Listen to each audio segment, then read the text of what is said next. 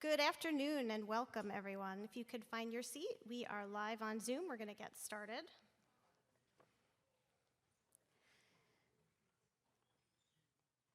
Hello, and thank you for joining us today. My name is Dr. Shari Cohen. I am the president of the Hepatitis B Foundation, and I am very pleased to welcome you today to the 4th annual Hepatitis B Virus Community Forum.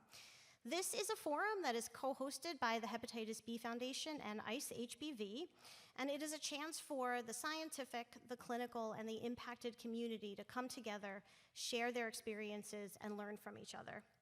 It is also an opportunity for us, as we take the International HBV Meeting around the world, to highlight some of the challenges and the expertise regionally as we work towards eliminating hepatitis B. We have an excellent session today for you from Kobe, Japan. We are going to talk about some of the clinical challenges, some of the public health epidemiology, and some of the experiences from people who are living with hepatitis B in Japan.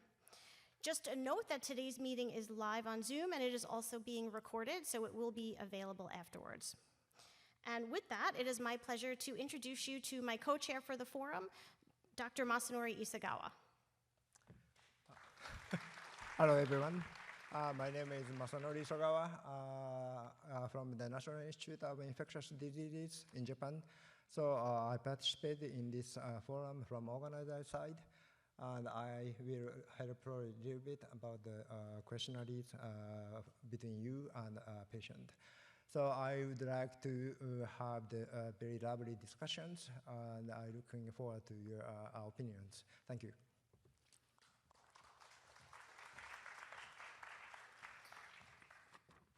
So I should introduce Dr. Khan? Yeah, I forgot to read his bio, so I'm gonna. No, that's fine. You that's sure? Fine. You Yeah, sure? that's Okay, good. there Good. you go. Okay.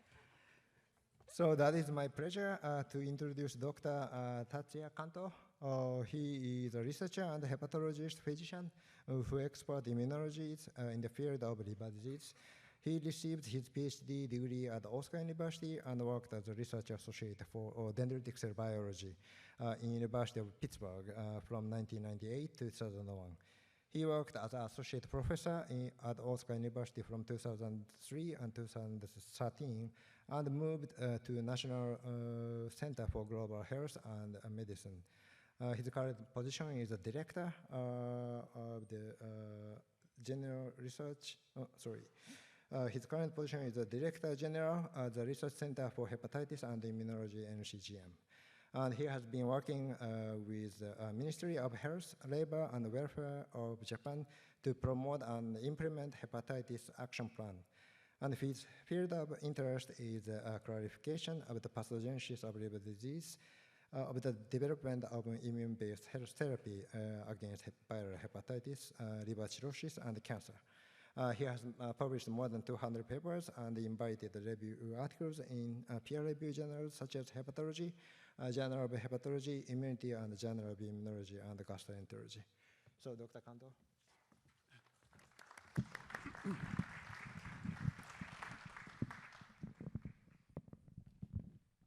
Thank you so much for kind introduction, Masanori.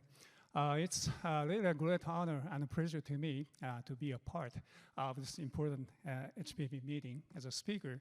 And today I want to talk about the current hepatitis B treatment landscape in Japan. Because the time is only 20 minutes, I will do my best to cover and provide general perspective of the clinical situations in Hep B patients in this country. This is my disclosure. And maybe all of you know very well this picture. This is a snapshot of HBs antigen positive rate in different countries in the world. And as of 2019, there were more than 200 million people living with HBV. And among these, 800,000 people are dead due to Hep B infection, possibly because of liver cancer and also liver cirrhosis. It is well known that countries with high HBs antigen positive rate are concentrated in Asia-Pacific region and also in Africa. In order to get closer to HBV elimination, the gaps in the cascade care need to be filled. And this is a global cascade care for HBV infection as of 2019.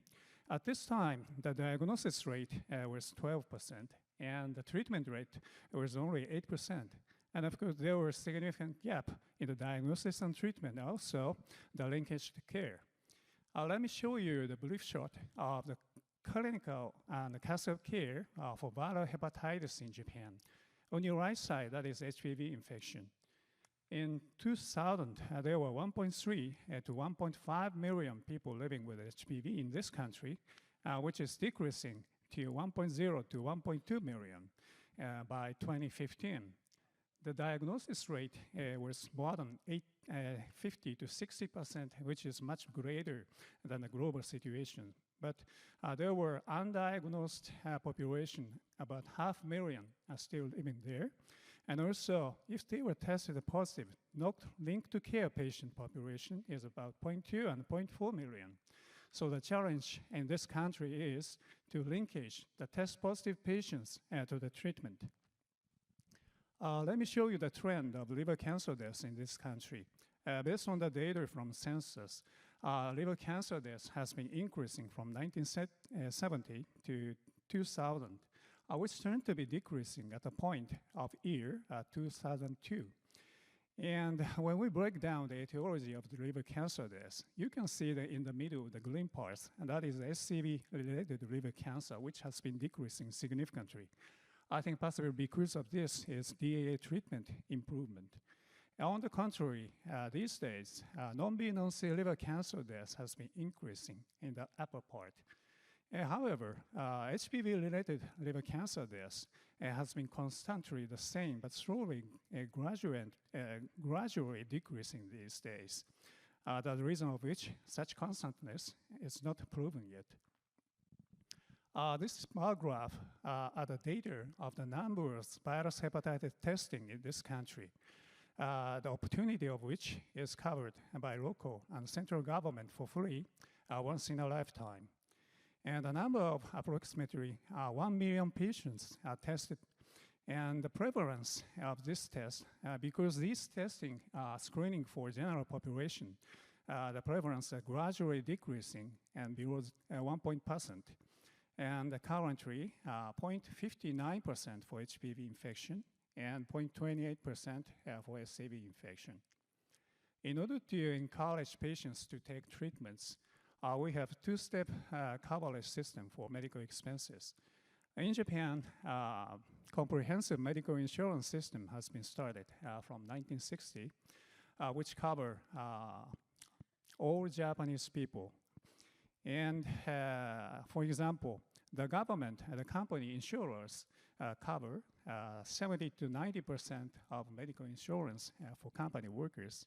The remaining part, if the patient have going to treat with antivirals, local government and central government cover them, most of it.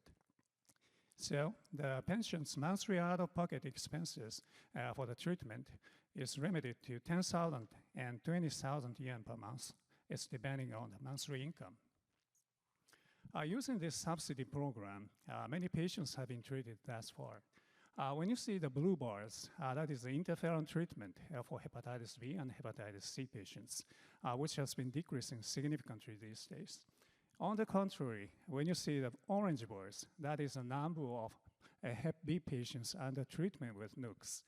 It's going to increase over time and up to 85,000 per year.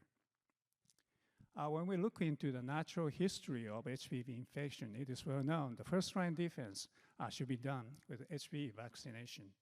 I think HBV vaccination is one of the safest and also most successful one that actually reduces the asymptomatic carrier rate in high endemic countries. And among SAV carriers, 10 to 20% of patients are going to chronic active hepatitis, and which progress to liver cirrhosis and liver cancer at the rate of 2% to 4% annually if they are not uncontrolled. And to prevent progression to liver cancer, it is true that implementation of HBV vaccination and also controlling liver inflammation and liver fibrosis by controlling and suppressing the HBV replication. In Japan, universal vaccination has been just started in 2016. The protocol is shown in the upper part. And before that, selective vaccination has been done in this country for babies born from HBs antigen positive mothers to prevent mother-to-child transmission. And the impact of selective vaccination has been shown in here at a gradual decrease of HBs antigen positive rate in first-time blood donors, the general population. This is broken down according to the generations. When we look into the red square, those are the guys who were born after selective vaccination in the bottom. And the gradual decrease of HBs antigen positivity in this generation, suggesting that HBV vaccination, the selective vaccination in this country, has done some good results for decreasing the positive rate. And as for the treatment, this is a timeline of the approval of anti-HBV drugs in this country. According to the timeline, 2000, lamivudine has been approved in this country, which dramatically changed the concept of hepatitis B virus treatment, which was followed entecavir and tenofovir and TAF. And upper side, that is the interferon treatment history, and the PEG interferon alpha 48 weeks treatment has been approved in 2011. So using these two tools, HBV is now controllable disease with replication with a combination of PEG interferon alpha and nucleotide analogs. Japan Society of Hepatology releases clinical guidelines for patients with HBV infection. For the indication of chronic hepatitis B patients, that is shown in the upper parts. The indication were patients who were HBV DNA over 2,000 international unit and ALT levels are greater than 31, regardless of A antigen status.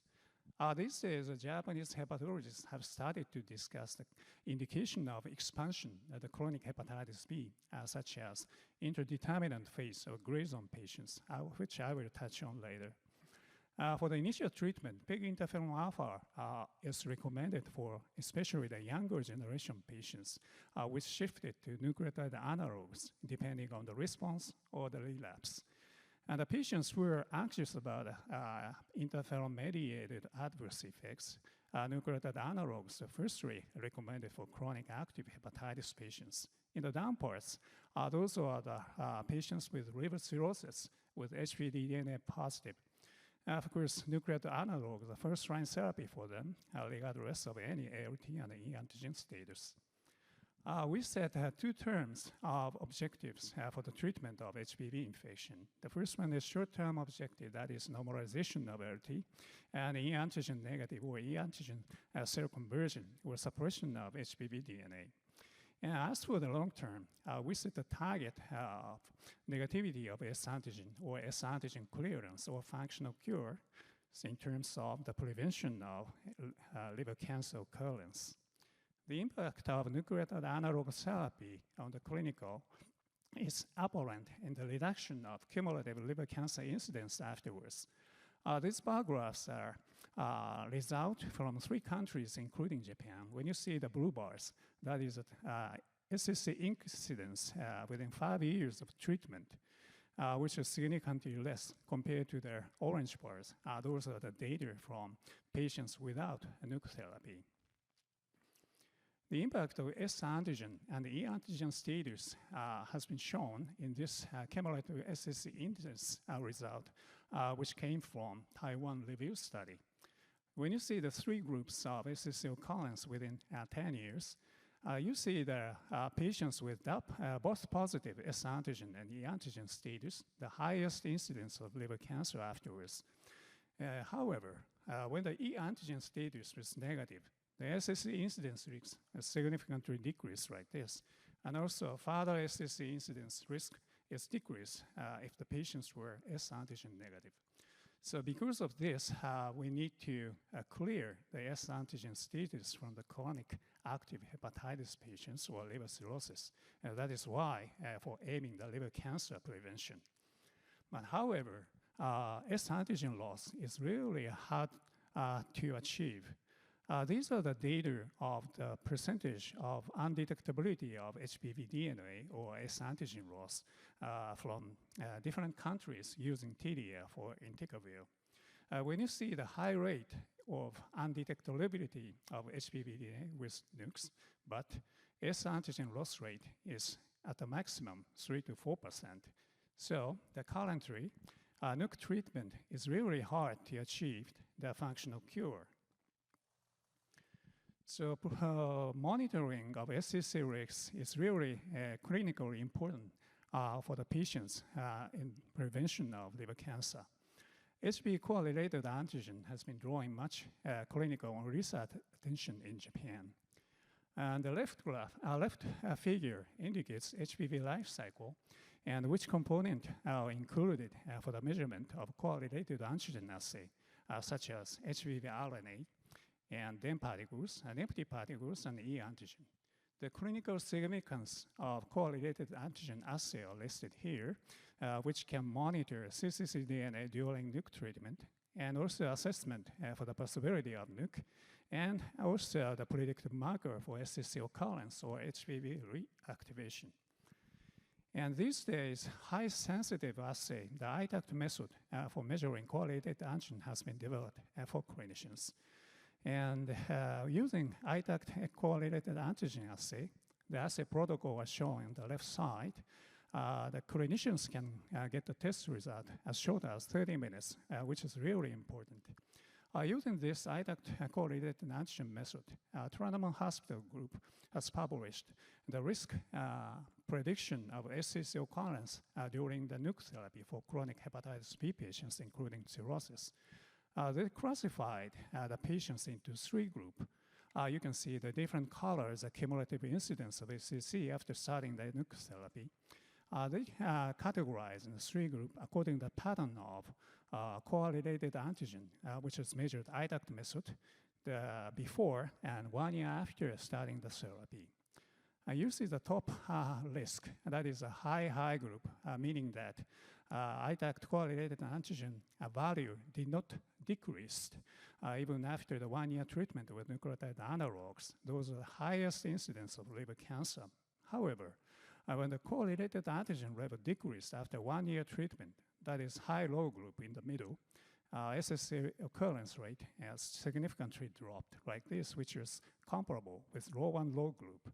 So indicating that ITACT correlated antigen measurement can usable for clinicians to predict liver cancer risk during the nuke therapy. The other clinical discussion these days is the expansion of indication of treatment for chronic hepatitis B patients, as I said, in the JSH treatment guidelines.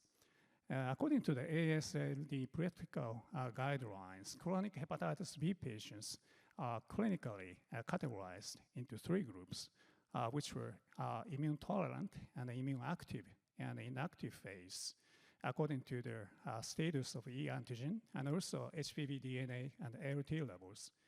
However, there are patients who does not fit the above criteria, which is called the indeterminate phase or gray zone. And according to the Huang paper, investigation of 3,000 treatment-naive chronic Hep B patients, about 40% patients were fallen into indeterminate phase. When they compare the incidence of SCC with the inactive phase, which you can show in the right one, indeterminate phase patients show the higher SCC incidence compared to the inactive one, which raises the discussion whether indeterminate phase patients need to be treated or not. To address this issue, very important data is coming out in the journal Hepatology. This is a retrospective multinational and multi-center study comparing the SCC occurrence and the indeterminate phase patients, those who were treated or untreated ones. The landmark analysis reviewed very interesting data. Within 5 years from the starting the nuke therapy, no difference in the occurrence of SCC. However, after 5 years to up to 11 years, treated patients in the indeterminate phase showed the lower SCC incidence compared to the untreated one, implying that not all, but some patients in the indeterminate phase should be considered for the treatment as well. Okay, so the couple of minutes remaining, I want to touch on the current progress in this country for the development of novel anti-HBV compounds. Maybe you can see every day, I think, and this HBV life cycle. And these are the very important compounds for aiming for the functional cure these days. The Japanese science has been devoting many hours to investigate and also develop novel compounds for aiming the functional cure. But unfortunately, foreign pharmaceutical companies are ahead of us. Among these, RNA inhibitors are the front runner. In Japan, Professor Yasu Tanaka in Kumamoto University has been developing RNA destabilizers, which is promising, and they are going to be closer to the clinical trials. And we are considering the importance of TOR7 agonist again and developing novel TOR7 agonist, SF5, with unique bioavailability, which I want to talk about the preliminary data in the keynote speech 2 days later. And Dr. Hiyasa in the Ehime University group has been developing therapeutic vaccine and combining with S antigen and co antigen, which was delivered to the intranasal with unique apparatus, NASPAC. Okay, let me conclude my talk with this slide.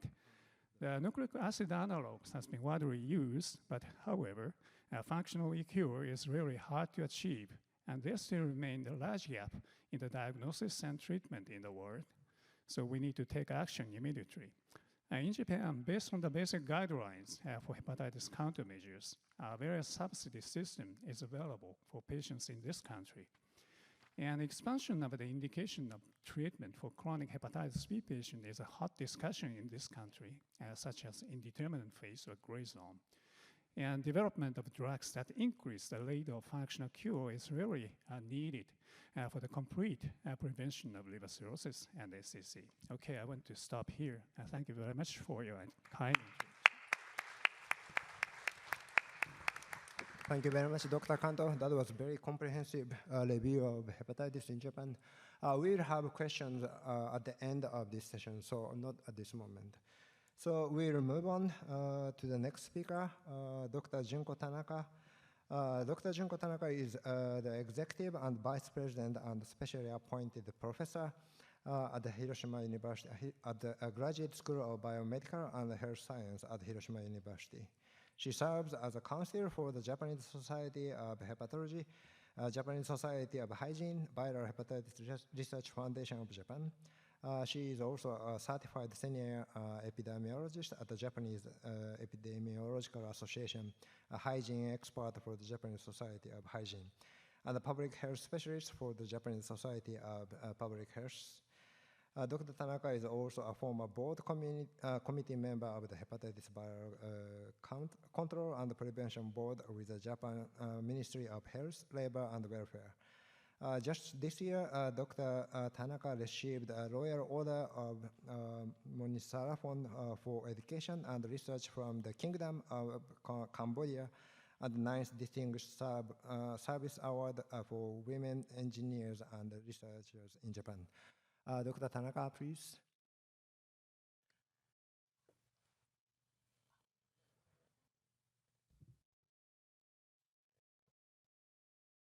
ちょっと聞こえて、先生聞こえてます？こっちの声。はい、ありがとうございました。いいですか？はい、はい、どうぞお願いします。So, thank you very much for your introduction of I'm sorry. So, it's very great honor to present here. So, I'm sorry. I love to attend there in person, but I'm sorry today. So I'd like to start my presentation within 20 minutes. I will try to this summary. So as you know, this is a familiar slide. So it is HBV/HCV infection status in the world. And as a contrast of hepatitis C, I'm sorry, it doesn't work. Okay. As contrast of hepatitis C virus epidemic prevalence, as hepatitis B prevalence is not so much decreased, but slightly decreased in 2022. So hepatitis B is one of the virus who causes liver cancer. So I'd like to show the changes over time in the factors contributing in Japan is hepatocellular carcinoma. So since 1992, after discovery of hepatitis C virus infection, we found that the main cause of the liver cancer in Japan is persistent infection of hepatitis B, but the discovery of the hepatitis C drug, the mortality is getting decreased. But as for the hepatitis B, the mortality caused by persistent infection of hepatitis B is not so much decreased. But recently, after 2010, slightly decreasing. I think this is somehow effective of the it was the project started in 1986. It's MTC prevention program. So I'd like to show the trend and estimation of the HBV related to liver cancer death in Japan until 2030. So contrast to the HCV liver cancer death is, as for the hepatitis B, is not so much slightly expected is decreasing until 2030. But I hope the effective MTCT prevention will be decreased within 10 years. So I would like to move to the introduction. So this is the national policy and countermeasures for viral hepatitis in Japan since 1964. I would like to show the 4 milestones for hepatitis B. The first milestone is the 1986. The screening begins for all pregnant women at that time, and so far it's still going. Is a national project using HBIG and vaccine and prevent from MTC is only to the child born to HBs antigen positive mother. And the second milestone is 2002 national screening of hepatitis B and C for over 40 years old. So this is very effective to find the person who are living with hepatitis B, hepatitis C. And the milestone third is a basic act on hepatitis measures. It is very rare act in the world, so every prefecture has regional core centers for the treatment of liver diseases, and patients can receive the medical expense subsidy system for antiviral treatment. And the last milestone 4 is since 2016, additional vaccine dose, 3-dose vaccines to the infant who are born to HBs negative mother. So this is the total number of the viral hepatitis test since 2002 and 2021.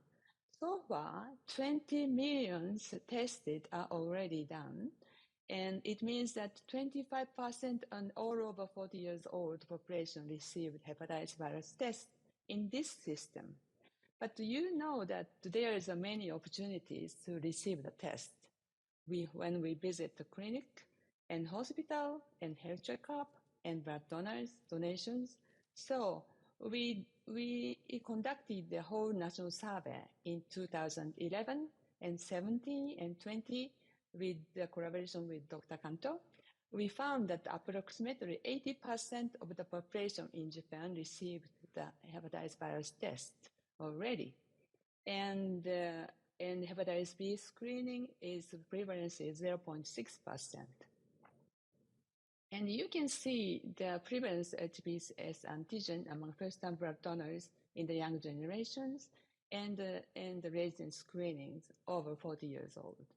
As you can see in the right hand, in Hokkaido area is a northern part of Japan, over age group is more than 1%, but in the young generations in each area, even though Kyushu is the south area, is a very low prevalence. So you can see this is a progress toward the elimination target declared by WHO. Or Japan, as for hepatitis C, is on track, but as for the hepatitis B, no country is on track. So I'd like to see in detail of achieving the HBV elimination. So as for the absolute elimination target, mortality and prevalence under 5 years old is on track in Japan, and the political will and awareness in the screening system and the national linkage of treatment program is well done in Japan.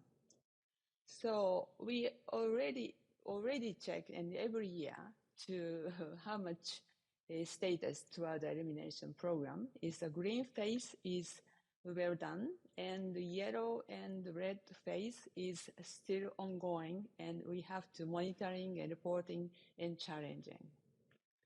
So I'd like to give us some results for the new infections and prevalence in Japan. So this is the report from NIID based on the Infectious Disease Act. It is based on the Act declaration system by a medical doctor is required, but acute hepatitis B case in the left side is since 1999. The first year is 500 cases, but it is decreasing every year. And especially is after 2016, it is introduction of the additional vaccination to the infant is very low cases are found. And also the male case of acute hepatitis B is more than female, and age distribution is over 20 years old, especially in the young generation is high, but under 90 years old, very, very few. And this is also the result from the National Hospital Organization in whole Japan, including 7 national hospitals. The annual trend of acute hepatitis B is brown color and C is blue color. Since 1980, the report is now decreasing every year. So you mean that in Japan is acute hepatitis B is very decreasing remarkably, especially is after 1916. So we manage the epidemiological study, collaborate with the whole Red Cross blood centers in Japan, is the 3 million blood donors who are negative for all HBV markers, and 4 years, 9 months follow-up, and we found 331 infection hepatitis B. It means that incidence is 4 per 100,000 person year. It means that annually we found acute hepatitis B is 4,000 cases a year. I think it is more prevalent in 20 years old young generations. So this incidence is a very low level compared to the worldwide. So this is the take home, is a new infection is getting low in young generation, in general populations, but a little bit higher in young generations. And vaccine is recommended to these kind of people who have a risk to contact with blood or body fluid. So I'd like to move to the HBV MTCT in Japan. So as Dr. Kanto shows the same way, we started this MTCT program since 1986 is with HBIG and HB vaccination, but just only to the child who are born to HBs antigen positive mother. But additionally, since 2016, a regular inoculation 3-dose vaccine, but not birth dose, is started. At that time, just before 2016, I have 2 questions. One is the project. It is started from 1986 is effective or not. To confirm the effectivity, we have to compare the HBs antigen positivity by 2 groups. One group is the people who born before 1986, And the other group is the people who are born after 1986, and compare the HBs antigen positivity. If this is different, the project is effective somehow. So, and the second question is, among the people who are living HBV, hepatitis B virus, what the cause of the infections? Vertical transmission or horizontal infections? So I have two questions. I give some survey. I'd like to show the result of the first research questions. I collected all data, collaborate with the government, and I found among the pregnant women, HBs antigen positivity is 0.23%. The age is 30 years old and from 13 to 54. So I divided two groups. One group is who are born before 1986, and the other is born after 1986. And HBs antigen is very different. So it means that somehow the project, which is started since 1986 in Japan, is somehow effective to decrease HBs positivity in whole Japan. And the second answer to the question is like this. I try to estimate the numbers of hepatitis B virus carrier with MTCT or horizontal transmissions. You see that the born in 1950 is a very long time ago. At that time in Japan, 35,000 people are infected. And 80% of them are cause of horizontal because of there is no vaccinations, and it is very just after the Second War. So an economic situation is not so good. But gradually by year in Japan, with a high economic growth and hygiene system and medical equipment and education is gradually getting better. So horizontal infection is decreased. And then at the 1985 birth cohort is 3,700 people are infected and 17% of them are horizontal. So it means that this is a somehow trial, but I think it is very interesting. This portion is different from each country and each area. So if we know the portion of these kind of transmissions, we can focus on which is more be focused on the prevention program. So I'd like to show the prevalence of hepatitis B. How much prevalence? How many people who are living with chronic hepatitis? So I'd like to show the first-time blood donor in from 16 to 64 years old, in total 26 years big data. And baby boomer generation is very high, but the born after 1986 group is very low. And also, this is the different cohort group is health checkup is another part of Japan. Is the same trend of HBs antigen, and this is anti-HBs antibody. And among HBs antibody positivity, HBC antibody prevalence is here. In the past, who are the people who are born in 1930s, 90% of them are natural infections. But nowadays, the people who are born from 1980 or 1990 is natural infection is very few. So they got antibody because of the vaccine. So I'd like to show the disease burden of my talk, the last talk. So this is a trend in outpatient number on treatment. This is the data from national database we analyze. So too much data. So you know that in Japan is a universal health insurance system is completed. So as for the trend of HCV, the number of patients receiving treatment now for HBV is now increasing.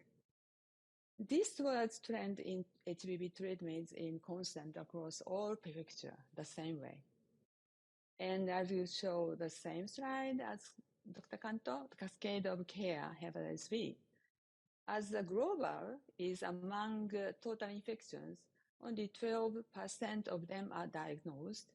But in Japan, we started since 2002, the national screen has started. So the total diagnosed percent is almost 60, and among eligible patients, and 20% are already treatment. So, but the prediction of number of hepatitis virus carrier is, we have another challenging. As for the hepatitis B, is not so much decrease we expected. So this is the last slide. In Japan, the significantly low HBV rate among young people and incidence is very low, but we have to continue to prevent infections that can lead to persistent HBV infections, and continuing treatment and prevent progression to severe liver damage too is also crucial. So thank you very much for your listening. Thank you very much, Dr. Tanaka. That was very, very informative lecture. So we'll have questions later, then we'll move on. Great, thank you very much. We're going to move on to the lived experiences part of our session today. So the first person in the panel that I have the pleasure of bringing up today is Mrs. Yonezawa, who is representing the Japanese Hepatitis Council.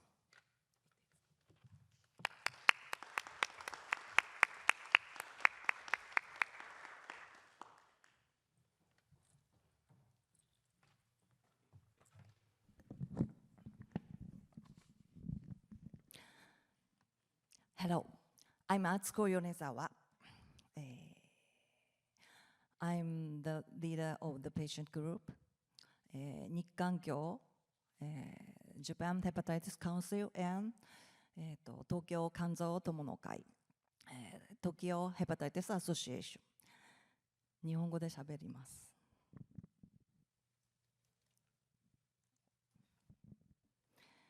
東京肝臓友の会の活動について今日はお話をします。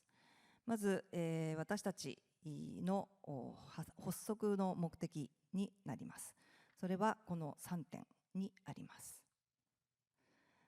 病気を医学的に正しく捉えること、それから病気と真正面に向き合う、戦う心意気を持つこと、病気を克服する環境を作ること、日本肝臓病患者団体協議会、Japan Hepatitis Council は、全国の団体です。その下に東京肝臓友の会があります。1975年に発足しています。現在は全国の団体で2000人の会員がおりますが、ピーク時は1万人おりました。東京肝臓友の会の下には今現在3つの団体が所属しています。加盟しています。東京肝臓友の会、今現在954名の会員がおりますが、ピーク時はこれは4000名おりました。東京肝臓友の会の活動の内容についてです。6つあります。簡単にご説明します。1番目は相談事業です。これは東京肝臓友の会が一番力を入れている電話相談の模様になりますが、電話相談は、10時からごめんなさい、火曜日、木曜日、金曜日の午前10時から16時まで行っています。お昼休みはありません。相談員は B 型肝炎、C 型肝炎などの治療経験者になります。専門医による個別の相談会、公開相談会なども行っています。情報提供を会員さんを中心に一般の方にも行っています。内容はごめんなさい、会報誌の内容は、講演会の講演録と、それからこれも発行部数は今現在でも4000部あります。専門医の先生にお読みいただいて、ごめんなさい、おります。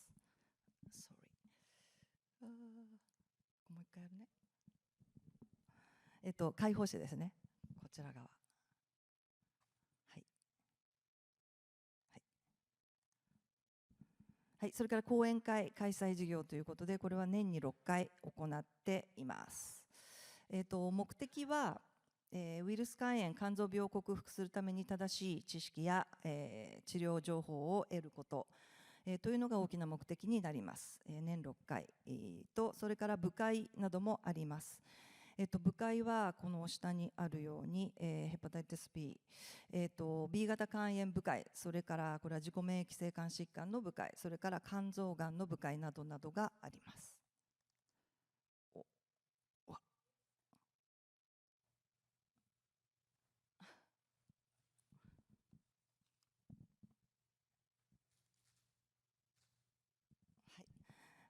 それからこれは、啓発事業ということですね。7月28日の、肝炎デーのイベントと、それから、ラジオを今7年前から行っています。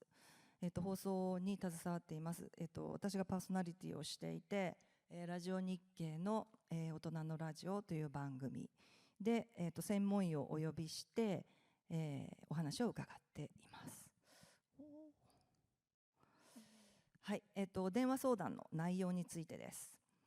これは、電話相談経年で推移しているものなんですけれども、DA が出ました。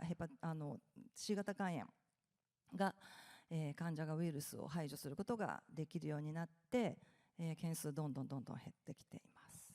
これですね。電話の件数がどんどん減っています。電話をかけてくる方は女性で50代、60代、70代の方が多い。それから相談の内容ですけれども、療養相談、療養相談が半分以上を占めています。お薬のことだとか、それから、治療についての相談です。それから専門医の紹介などが来て、肝炎ですので偏見や差別についての相談も1割ぐらいあります。で、最後に B 型肝炎患者からの電話相談の、事例を少しご紹介したいと思います。こういった相談は割と多くはないんですけれども、毎年数は、来ています。特に歯医者さんの問題ですね。歯医者さんで診療拒否されましたというのと、それから、今は高齢者非常に多くなっているので介護施設になかなか入居できませんというような内容、それから、付き合っていた人にカミングアウトしたら結婚を断られた、40代以上の人ですけれども、こういった内容があります。はい、私の発表は以上になります。ありがとうございました。Thank you very much.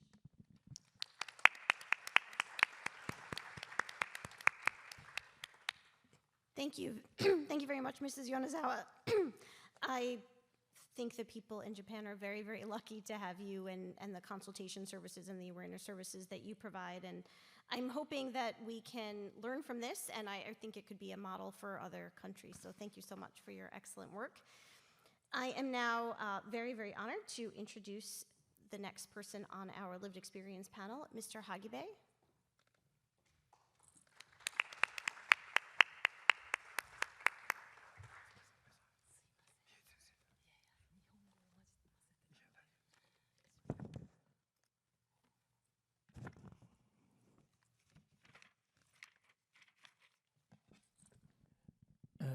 My name is Hagibe、私も日本語で、発表させていただきます。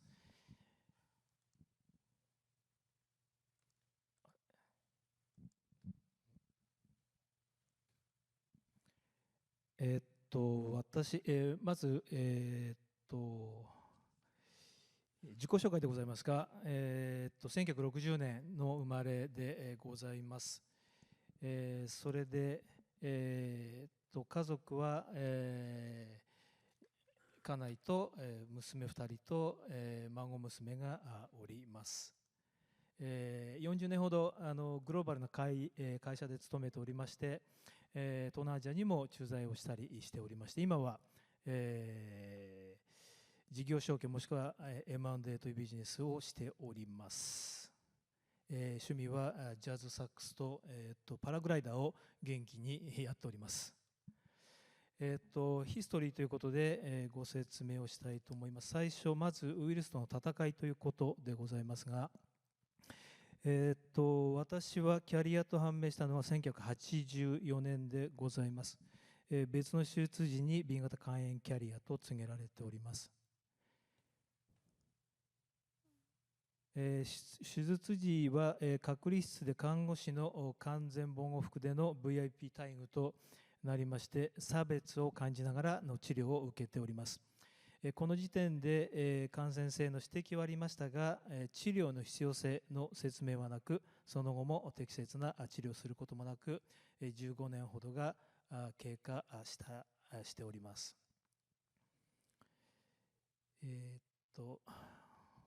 次はウイルスとの共生ということで、これ2004年から2013年にわたりまして、2004年の1月に、アドフビルを、2004年1月に、アドフビルを、服用し、病態を安定し、約10年間通常生活に戻すことができました。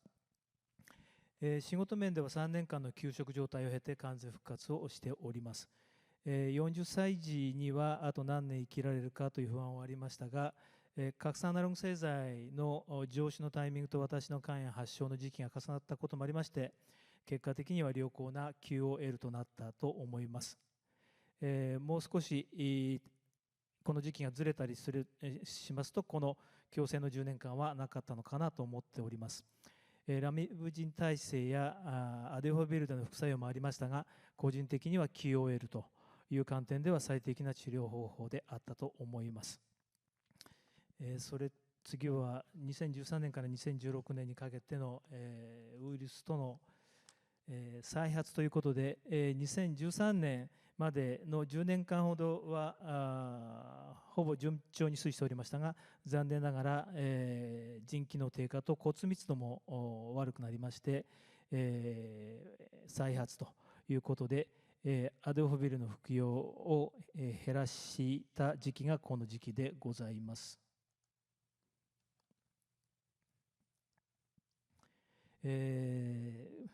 2017年から2023年にかけましては、2017年の2月に左足を骨折したことで、ベムリディタフへの変更を検討をいたしました。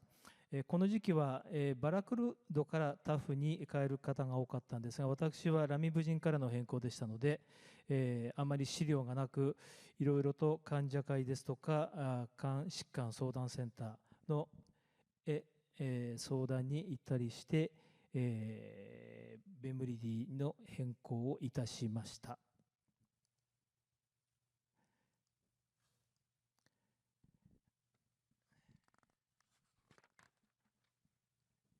ウイルスとの決別ということで最後書いておりますけれども、B 型肝炎患者の多くは核酸アナログ製剤で安定はしておりますが、一生飲み続ける薬と言われております。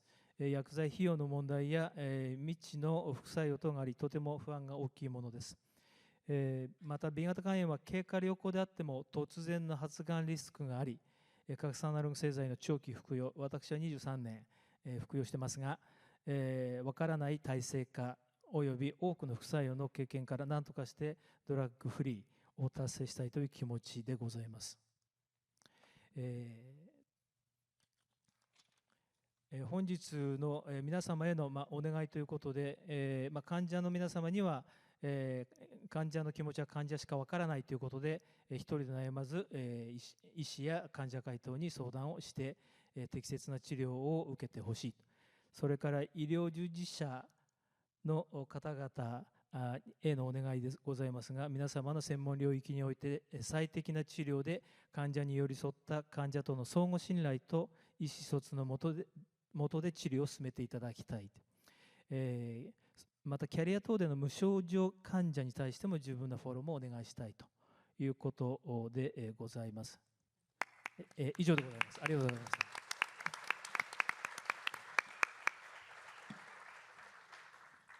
Thank you so much for sharing your experience, and I think for also highlighting the importance of communication and sharing between scientists, clinicians, and patient groups. I am very pleased to introduce the next speaker in our lived experience session, and that is Mrs. Yamada.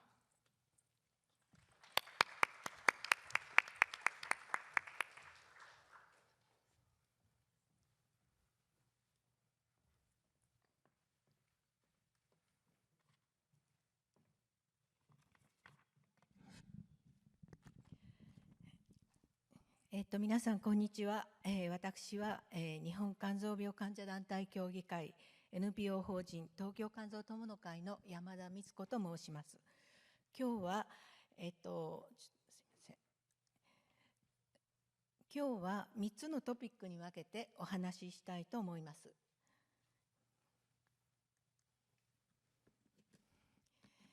まずですね、私と肝炎ということで、私のちょっと紹介をさせていただきます。私は1954年生まれの現在69歳、東京都在住です。1978年に第1子、1980年に第2子、1982年に第3子を出産いたしました。第1子の出産時の検査で、私自身が B 型肝炎ウイルスキャリアと分かりました。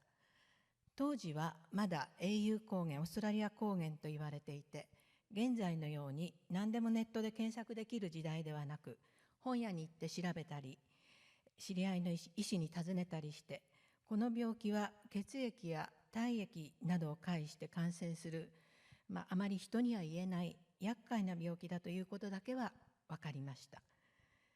3人の子育てや家事に追われる日々の中でも、いつも頭の片隅にはB 型肝炎のことがあり、忘れることはありませんでした。37歳の時、高熱と倦怠感で発症。ALT は1500に上昇し、2ヶ月入院しました。まだ拡散アナログ製剤もない時代でしたから、ひたすら安静と強力ミノファーゲン C の点滴の日々でした。その後、すいません。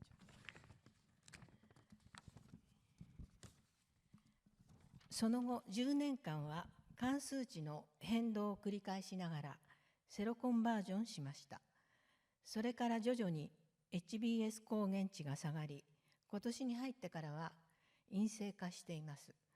先生は思ったより早く陰性化してっていうことで本当にほっとしていますけれども、はい。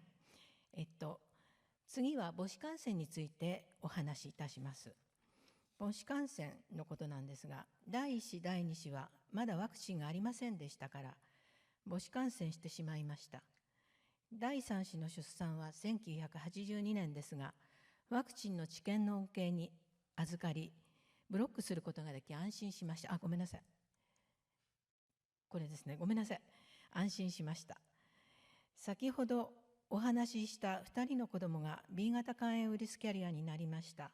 その時はいつかは彼らにそのことを言わなければならないと思いながら、時は経過して、1人は大学での献血時に、1人は体調不良時に分かり、私が通院している病院で見てもらい、その現実に向き合ってくれました。彼らは表面的には淡々としているようには見えますが、なかなか心の内は分からず、私が経験してきた悲しさ苦しさを抱えているのではとおもんぱかっています。次は患者会との出会いです。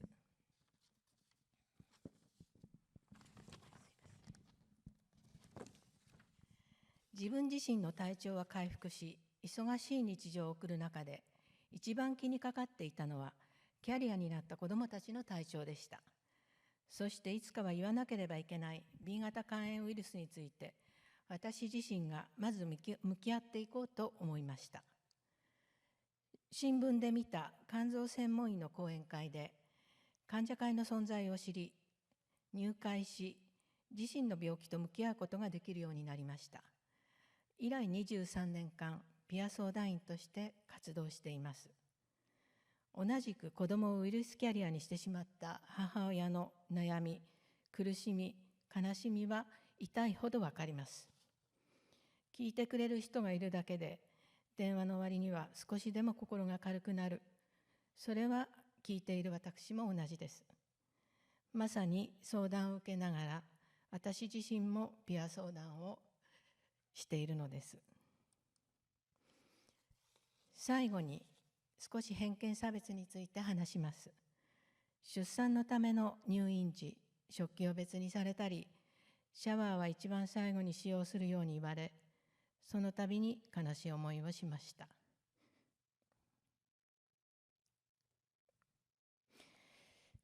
もう40年以上前のことですが、今でも深く傷ついたことは忘れられません。感染症ということで偏見や差別を経験したことがある B 型肝炎ウイルスキャリアにとって同じ悲しい思いをすることがないよう、ウイルスを除去する薬の早い開発、製品化を待ち望んでいます。以上です。ご清聴ありがとうございました。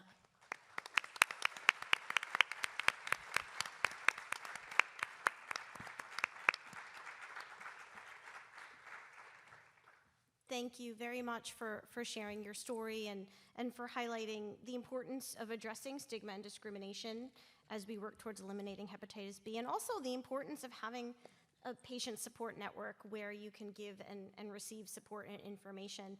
And I just want to offer a special thank you to Dr. Isagawa.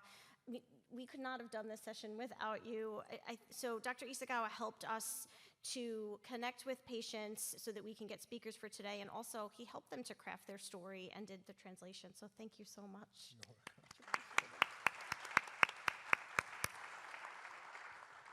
We are going to move into the Q&A session, and I would like to introduce Dr. Thomas Tu, who is a molecular biologist and leads a research group at the Westmead Institute for Medical Research at the Storr Liver Center, where his team focuses on persistent forms of the hepatitis B virus and develops methods to measure and eliminate them. Dr. Tu is particularly passionate about developing a hepatitis B cure and mitigating the associated liver cancer, as he himself lives with chronic hepatitis B. This provides him with a unique perspective on the disease as a researcher, a patient, and an advocate. He has won multiple awards for his research and his outreach, most recently the 2022 Young Tall Poppy Science Award and the inaugural Paul and Valeria Ainsworth Precision Medicine Fellowship. Professor Tu is president of the Australian Centre for Hepatitis Virology, the premier Australian Society for Hepatitis Virus Researchers, and also the founder and co-director of hepbcommunity.org, which is a global support network for people affected by hepatitis B. I strongly recommend everyone who here goes to hepbcommunity.org to check it out. And recently, Dr. Tu established the Hepatitis B Voices Australia, which is an advocacy group run by the affected community. So Dr. Tu has some questions for the people who are on our panelists today, but we are also happy to take questions from the people in the audience. So please, and there's microphones throughout the room. And with that, I will hand it over to our moderator. Didn't realize you were going to read out the entire CV. Can you guys hear? You can hear now? Ah, yes. Sorry. Excellent. Yeah, I didn't realize you were going to read out the entire CV. Sorry. Sorry, everyone. Anyway, I'd just really like to thank Mr. Hagibe and Mrs. Yamada for allowing yourself to be so vulnerable in front of so many people. I know from my own experience that that's really hard and really brave, and I thank you very much for sharing your experiences. My first question would be, I think this might be important for scientists who just live hepatitis B every day. Mrs. Yonezawa, how well understood do you think hepatitis B is in society?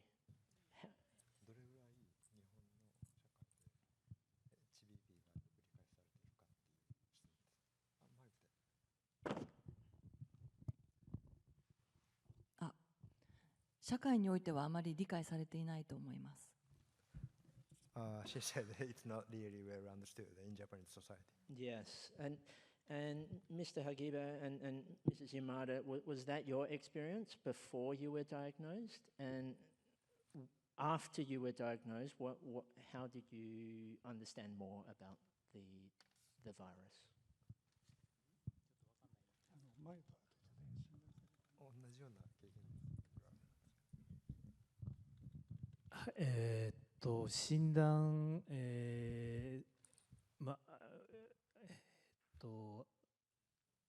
発症って言いますか、ウイルス、発症する前は全く、ウイルスのことは知らなかった。から発症した後はかなり、怖い思いといいますか、非常に将来といいますか、不安が大きかったと、そんな感じでございます。はい。He said it's about the same. It's not really well understood. And well, because the society doesn't understand, he got worried when he was diagnosed first. So yes, that was about the essence of his answer. 日本で、肝炎がよく理解されているかということと、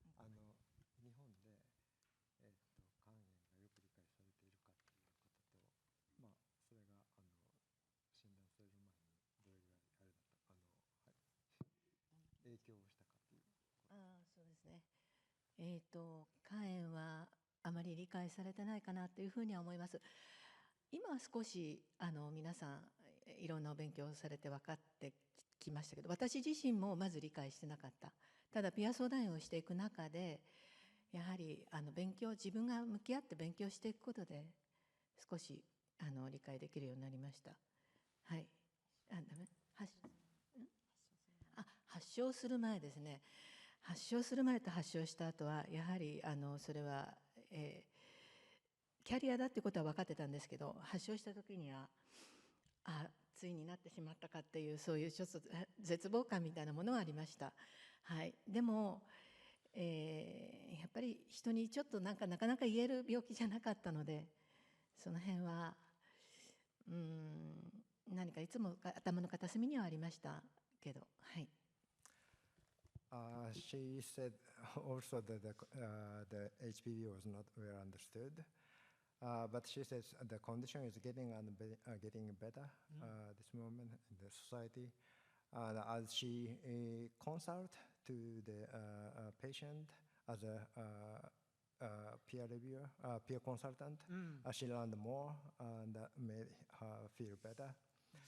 And before she was diagnosed, she knew that she was HPV carrier, but when she had hepatitis, actually, she was so afraid, and she sort of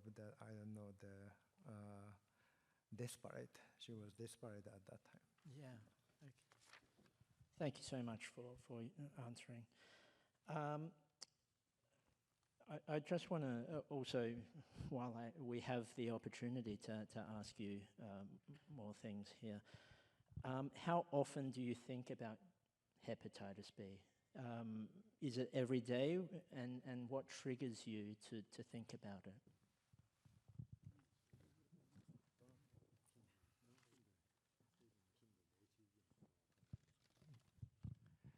はい、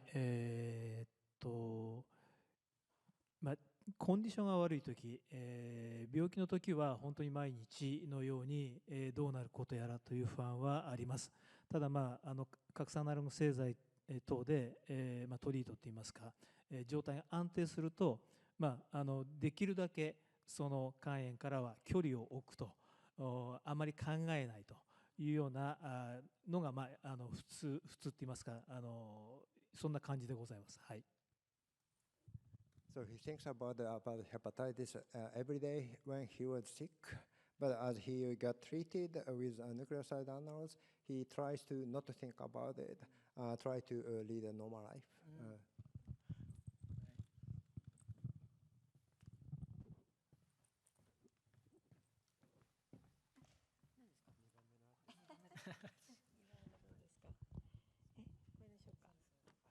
これですか？違いますね。ごめんなさい。どれぐらいの頻度で HBV のことを考えるか。そうですね。発症時には毎日のように考えていましたね。はい。頭から離れなかったですけれども、ただ患者会のピア相談に関わるようになってからは、やはりそれは自分の病気と向き合うことができてからは、前ほどではなかったです。はい。ただ私は子供を母子感染してますから、自分のことよりもそちらのことの方が常に頭から離れないです。So she said the thought stuck to her when she was diagnosed, but she was able to face her illness through the involvement of that peer consulting patient group and working as a peer consultant. But her priority or the main concern was about her children because they got infected because she was a HPV carrier, and at that time we didn't have any treatment. So. Thank you very much. I'll give you guys a break now, and I wanted to address something that Dr. Tanaka had mentioned. She's not here. Probably she is online. Oh, she's online? Yeah, one of the things I saw was that in Japan, political will is very high for hepatitis B. And I'm just wondering why that is and how that got to be. And maybe Mrs. Yanazawa can also talk about it because she's part of the hepatitis. Yeah.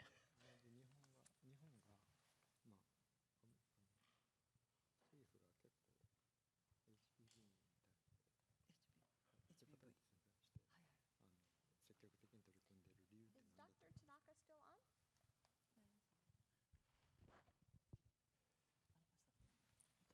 See her. Yeah. Dr. Tanaka, we can't hear you. Just one sec. There we go. Yeah. You're back up on. The question is the reason why in Japan is the political issue, political management is so Strong. good. Yeah, exactly. Compared to the other countries. Yeah, so exactly. There is a many reasons for that. So we found that the patient group have some many issues to the government, and the government realized that the problem of the infectious diseases, and also during the 90s, so mainly the hepatitis C is the testing. Testing is very effective to find the person who are living in hepatitis B, hepatitis C, and some treatment for on the hepatitis C is improved. So it is better to find the people and treat them. Is political benefit is the government thought that political benefit is there. So great. And has the patient community been supporting that and being active in that?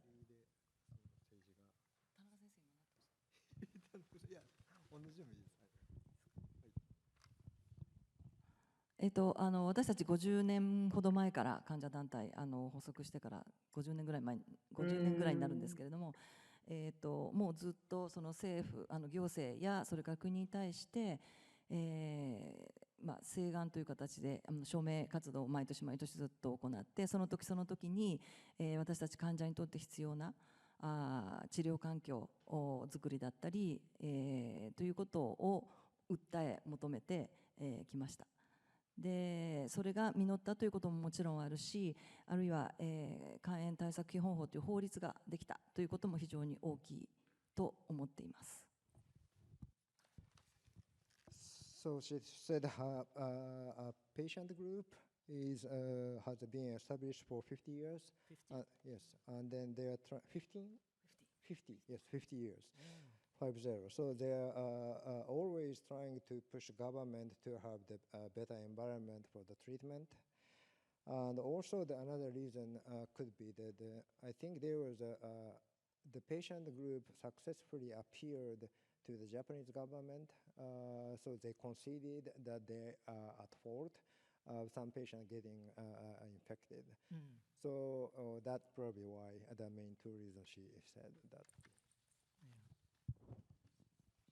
Oh, great.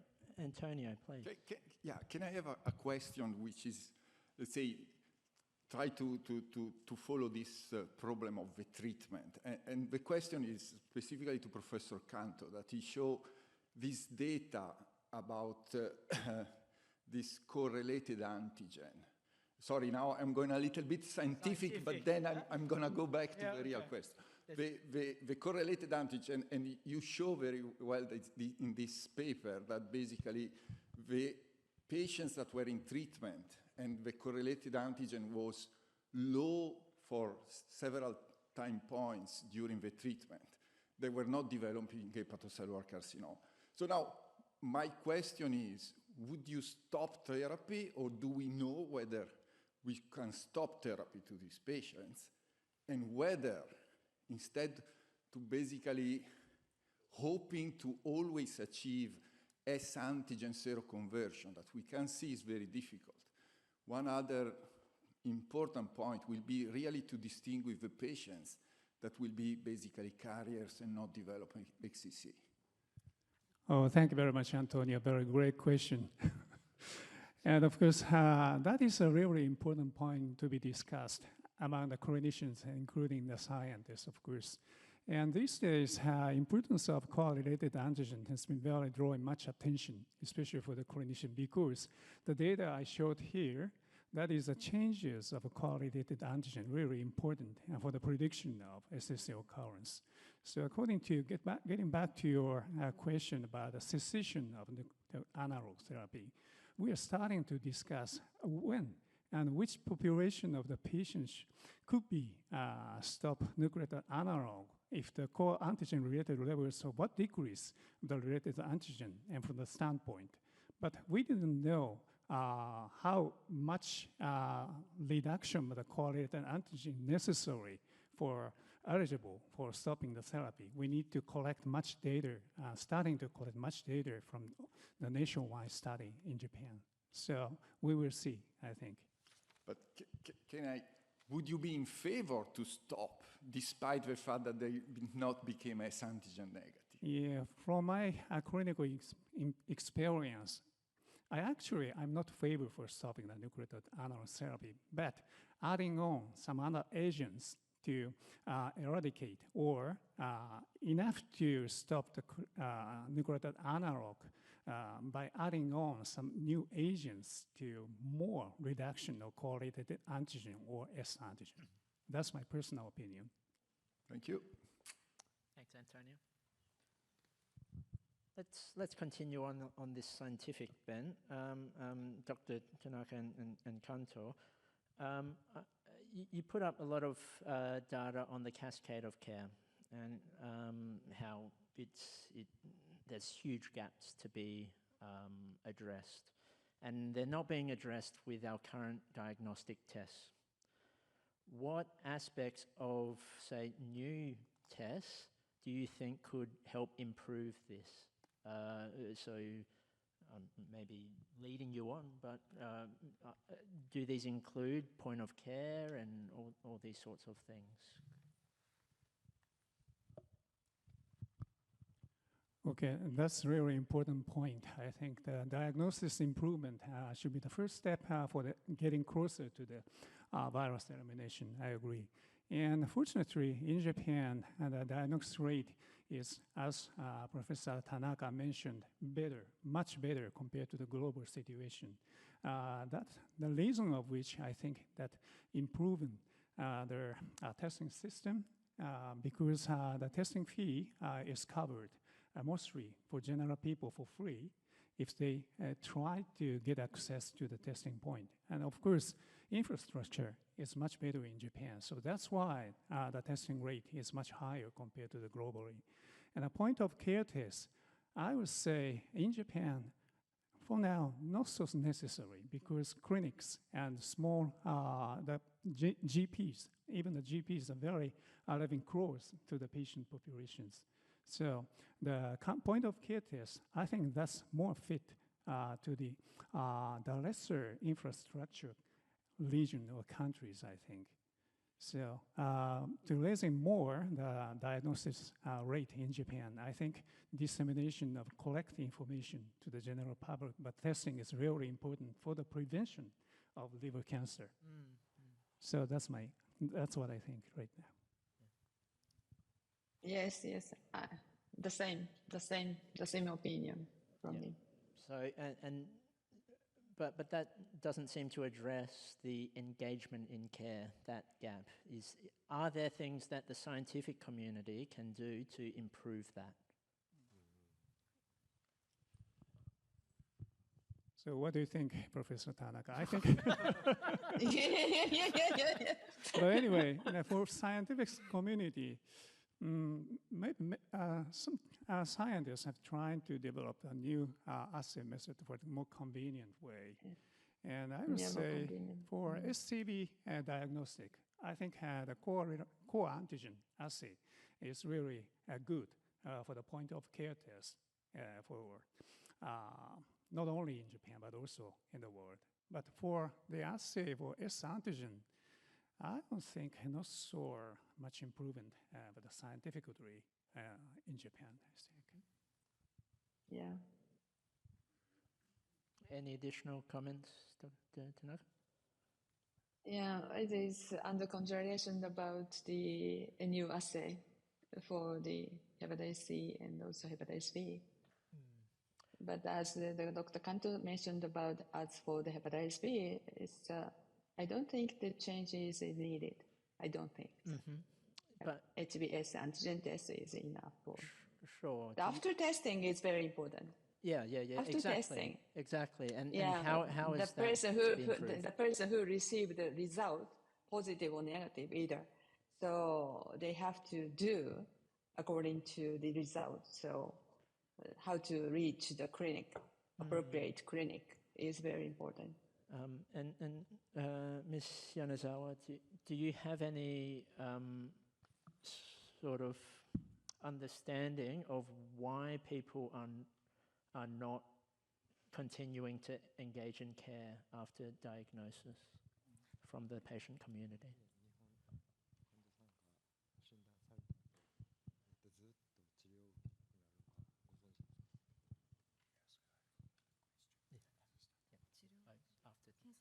After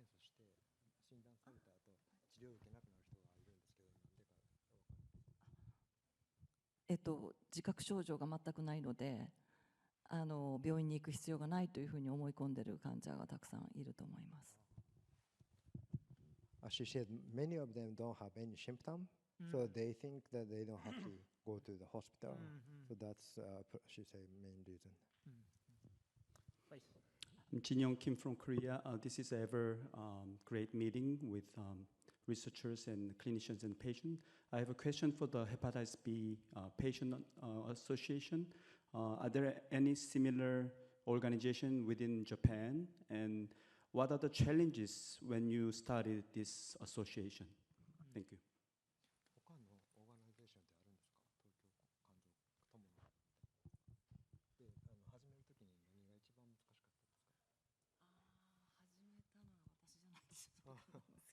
Eh, 50年前に始めたのは私じゃないのでちょっとわからないんですけど、他に団体はな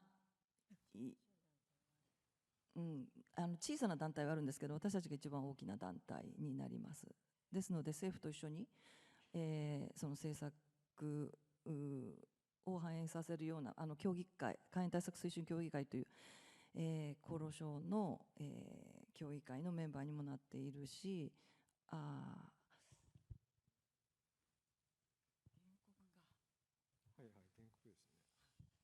原告日本では大きな裁判が肝炎に関して大きな裁判が2つありましたので、C 型肝炎とそれから B 型肝炎の、原告団の方たちというのそれ。It's a hard word to translate. So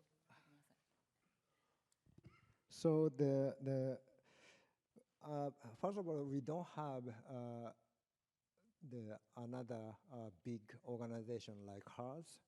So, and also because that was this organization was started 50 years ago, she really doesn't know what was actually the challenging part of starting that organization, sorry. So, but what I get is government also is very active in engaging to her organization, and they also support their activity. So that was one reason that is successful. And another reason is, as I said, there is two big, I don't have the word, but the patient group actually appealed to the government, as I said, and then they won. So because of that, the Japanese government established a law to support the treatment of the patient groups. So that was why I think relatively the treatment condition in Japan is better than other countries.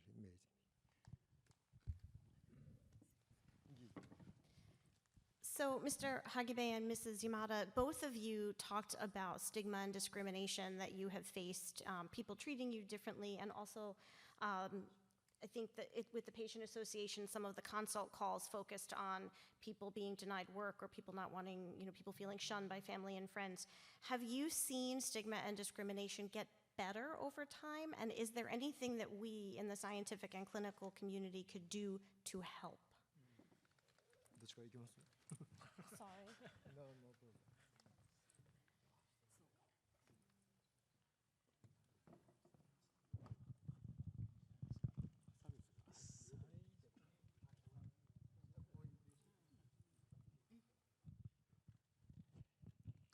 差別、偏見差別に対しては、サイエンスコミュニティのレベルよりもやはり一般の国民の、一般の方々の、知識といいますか理解をなんとか、偏見がないように上げないとなかなか難しいかなというふうには思います。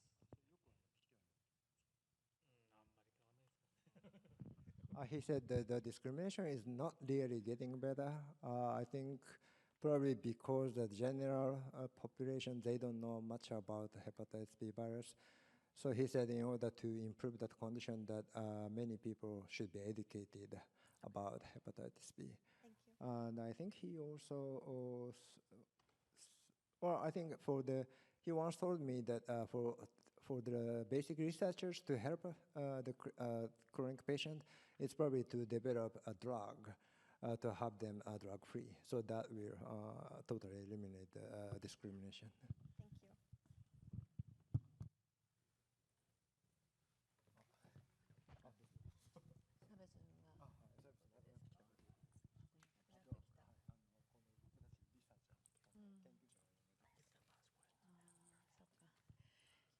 ですね、差別はなかなかなくならないかなと思います。私自身ももうそれは古い話ではなく、今のこの相談の中でもやはり現在も以前ほどではないですけれども、やはり肝炎ウイルスの患者さん、キャリアに対しての、悲しい思いをしている人がいるっていうのはもう相談の中であります。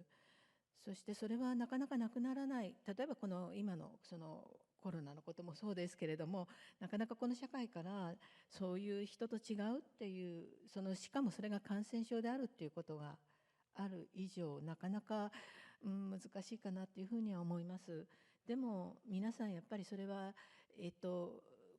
これは教育の中で、これは今本当にこういう子どもたちっていうのかな、今この患者の団体でよく学校で授業したりとか、患者さんが行って授業したりしてますけれども、やっぱりそういうことを小さなことから積み上げて、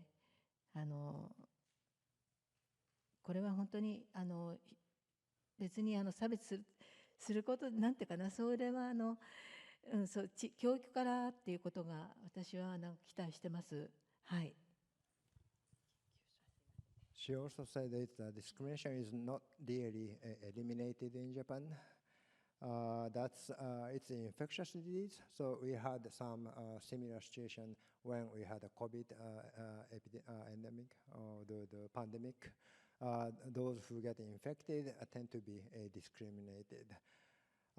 So what they are doing is to give a lecture to the elementary school at the elementary schools. So she said to have that kind of the basic activity, I mean, to try to educate them would be important to have the discrimination gone. Thank you.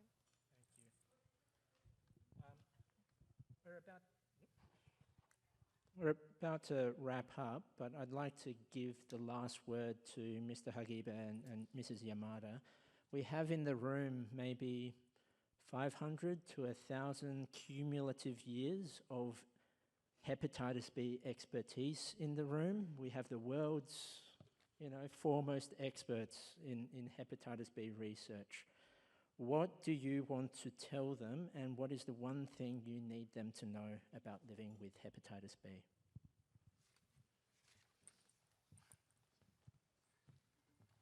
I did hear some snickers about the number of years that are in this room.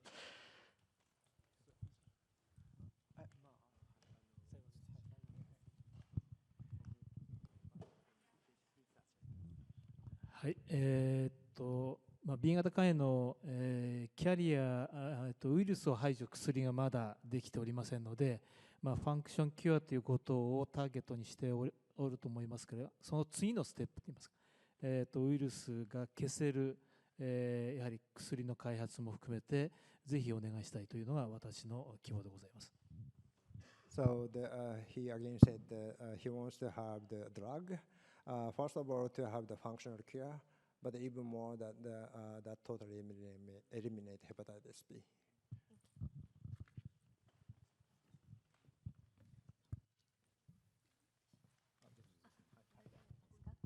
ごめんなさい。そうですね。やはり萩部さんと同じようにですね、ウイルスをなくす薬を早く開発してほしいということですね。新型肝炎も本当に今は治る時代になりました。本当にやはり、B 型肝炎のウイルス難しいかもしれないですけど、もううちの子どもたちがちょうど生まれた頃は、この子たちが大きくなった頃には、成人した頃にはきっといい薬できてるんだよってお医者さん言ってくれたんですね。でもそれからその倍以上時間が経ってますけれども、もう本当に早くそれを待ち望んでいます。She also wished for the drug that can cure the hepatitis B. When her children were diagnosed, the doctor said we will have the drugs when they got adult, but at this moment we don't have. So like HCV, she wants to have drugs to cure HBV. Sure. On behalf of the Hepatitis B Foundation and ICE-HBV, I just want to thank all of the expert speakers at the table here today. Thank you so much for sharing your time and expertise, and especially, as Thomas said, for being so vulnerable and sharing your thoughts and experiences and your hopes with the scientific and clinical community here. And I hope that this helps a little bit to understand more about the lived experiences of hepatitis B and the epidemiological and clinical picture of hepatitis B in Japan. And hopefully this is just the start of the discussion. We will keep going and we will keep working. Thank you very much, and that concludes today's session.